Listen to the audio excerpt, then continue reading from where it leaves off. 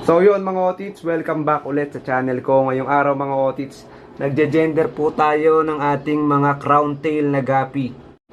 Ito yung mga crown tail natin na gapi. So ito nilagay ko lang dyan yung male natin na isa. Sample para makita nyo kung gaano kakanda. Para makita nyo mga otits kung gaano kapogi yung crown tail natin.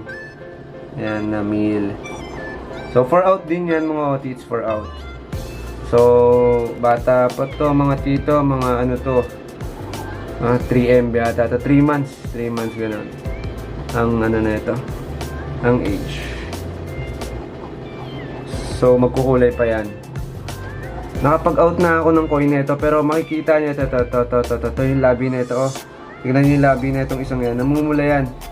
Pag sa top view kasi, sa camera, hindi masyado siyang alata. Nawala yung kulay, pati siya nawala na rin.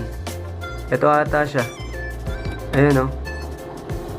Sana yun? Yung parang may lipstick. Ay, ito nga siya. Check natin sa side view. Ay, ito nga siya. Ayan o. So, nakapag-out na ako ng coin nito na female. Sana mas gumanda pa siya para ma-out natin ng maganda-gandang presyo mga otits. So dito mga otits, ayan, mga crown tail din to. Sobrang dami niyan. Siguro mga nasa 30 pieces, ganoon. Mga 30 pieces yan. Yung iba kasi maliliit pa. Ayun, mga 20, ganyan, 20 plus. So mga crown tail natin yan. So may naiiwan pa pala ditong crown tail. So dito nakalagay yung mga crown tail na ginigender natin mga otits. So, mahalaga yan, ma-gender agad natin kasi yung iba nabili, gusto virgin, pang outcross. Ang maganda lang sa crown tail, bibili talaga sila sa'yo ng hindi lang female, kundi pair or trio kasi wala pang masyadong nagbibreed ng crown tail na gapi. Dito nakalagay yung ano natin, yung male na kasama nun. So, dito ko siya sinasama sa short body itong female, mga otits, tingnan nyo. Ilang beses na rin ako nakapagpakita sa inyo ng short body female natin, yung mga nabenta ng mga nakaraan. So, ito yan, short body yan. So, ito yung first drop niya. Sa mga nagtatanong lalo sa FB page natin, and sana mapanood nyo rin to sa YouTube natin, dito sa YouTube natin. Medyo may katagalan talaga mag-drop yung short body, pero sulit. Kumbaga sabi nga nung isang nagtanong sa akin nung nakaraan, parang magto 2 months na ata, tapos na yung due date, hindi pa nagda-drop. So, hintay-hintay lang po. At habang hinihintay nyo, mga otits, pakainin nyo lang ng pakainin ng madami.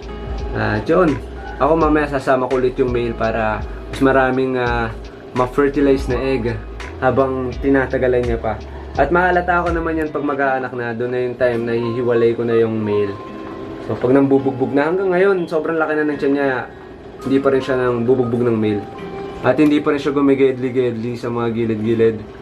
So, pag mga ganun kasi, gumigilid na siya, tapos nambubugbog na siya, yun, dun ko na siya hinihiwalay ng lagayan. So, eto, alam niyo na to, mga otits. Crown tail din yung mga laman yan, ayan o. Crown tail, puladong-pulado talaga yung iso. Crown tail yung laman yan, mga otits. So, ang dami kong lagayan ng crown tail, mga tito, no? Madami akong lagayan. Yung iba, di ko na napapakita sa vlog. Etong nasa taas niya, ito, ayan o. Nasa taas niya ito, crown tail din yung laman, pati ito, crown tail din yung laman yan. So, madami tayong lagayan para hindi tayo mawala. Natigit sa lahat, may backup tayo palagi. Lalo kunyari, may mga pagkakataong hindi inaasahan na minsan, di ba, hindi naman natin alam yung buhay ng mga isda natin. At hindi natin alam kung nagkakaroon sila ng sakit, bigla-biglaan kahit may mga gamot tayo minsan, hindi na kaya nilang labanan at hindi na nila kayang pagtagumpayan ng buhay kahit ginagamot natin sila. Although meron tayong mga gapi na malalakas talaga yung resistensya na kapag ginamot natin, is nagagamot talaga. Yan. So, yun. Para may mga backup tayo, napakalaga niyan sa paggagapi farming na may backup kayo. Kasi kapag wala kayong backup at gumuho, lahat sila nakalagay dito, gumuho yung isang batch mo. At lahat ng batch nakalagay na 3 batch dito sa isang lagayan. Yari ka na at wala kang backup. Yari ang pagka-farming mo. Para kang binuhusan ng mainit na tubig. Ng kumukulong tubig dahil back to zero ka doon. Bukod doon, mga otits, alam nyo naman, mga tito, na Eto, lagayan talaga to ng crown tail natin. Eto pa nga yung pinaka-breeders natin, oh. Yan. Sobrang tanda niya na lang talaga. Kita nyo naman, oh, itsura pa lang. Tsaka sobrang laki niya talaga. Ayan, oh. Nakakuba na siya. Bali, yung huling-huling drop niya, ito, may isa dyan, oh. So, ito yung, ayan, oh. Ayan yung huling drop. Huling drop niya yan, isa na lang. Hindi ko na sinama dun sa mga ibang batch ko kasi iba yung ano nun, ibang breeders yun eh. Pero ito yung pinaka-simula, pero mag-1 year na to sa akin simula nung nakuha ko tong strain na to. Napagkalooban tayo ng strain na yan. So dito may sinama lang ako ditong wild red na crown tail din yan. Tapos eto mga otits, yung ating mga male na nahiwalay na natin, may limang male. Pag nandito sila sa side view, ayan o, makikita nyo puladong-pulado yung mga fins nila.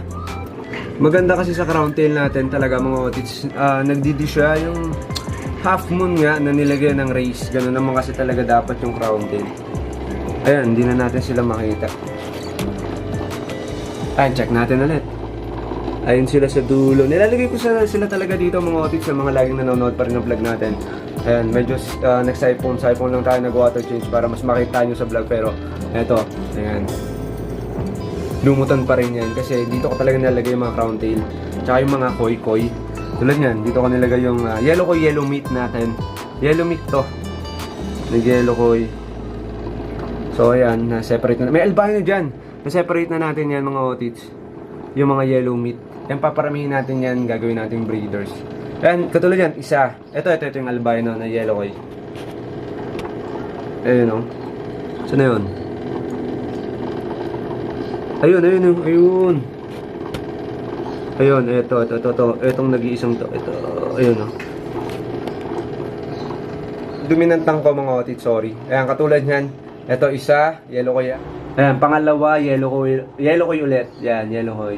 Although maliit yung lagayan, sinasizing natin sila. Pero, hinihiwalay ko na rin kasi ayokong mawala ng backup ng yellow koi. Ayokong maubusan ng strain na to. So, eto, yellow koi din. Ayan. Mga ano naman to, black meat kung tawagin. Ito pa, yellow koi. Dami niyan, puro yellow koi. So, eto, save the best for last mga otits. Eto, halo-halo pa tong fry na to. Meron ditong black meat, may yellow meat. Ayan, mga yellow koi. Ang dami, no? So, ang dami kong lagayan, mga... So, yun, mga tito, no? Yun lang yung masishare ko sa pagpa-farming natin at sana may natutunan kayo. Sa mga gusto mag-avail ng gapi natin, ng dewormer at Titonomics Fish Food, message nyo lang ako sa page natin, Tito Otits. Ayan, magpa-pop up yan dyan. So, yun. Salamat mga tito sa mga solid pa rin sumusuporta sa YouTube natin. So, yun. Back tayo sa pagje-gender.